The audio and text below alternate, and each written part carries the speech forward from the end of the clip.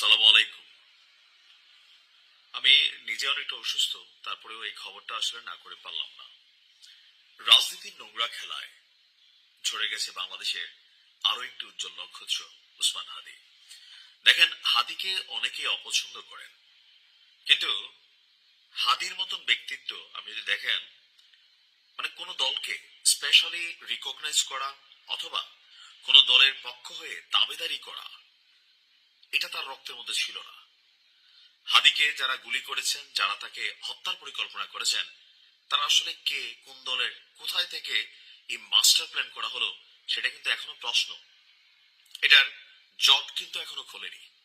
তো আপনারা সকলে জানেন যে হাদির উন্নত চিকিৎসার জন্য তাকে সিঙ্গাপুরের একটা নামি দামি হাসপাতালে পাঠানো হয়েছিল। আর সেখান থেকে পরবর্তী সময় তার অবস্থা যখন খারাপ হয়, আমরা শুনেছিলাম যে যুক্তরাজ্যে তাকে চিকিৎসার জন্য পাঠানো হবে, কিন্তু তার শারীরিক অবস্থা এতটাই খারাপ ছিল যে তাকে যে এয়ার অ্যাম্বুলেন্সে করে যুক্তরাজ্যে নেওয়া যাবে, আসলে ওই পরিস্থিতি ছিল না।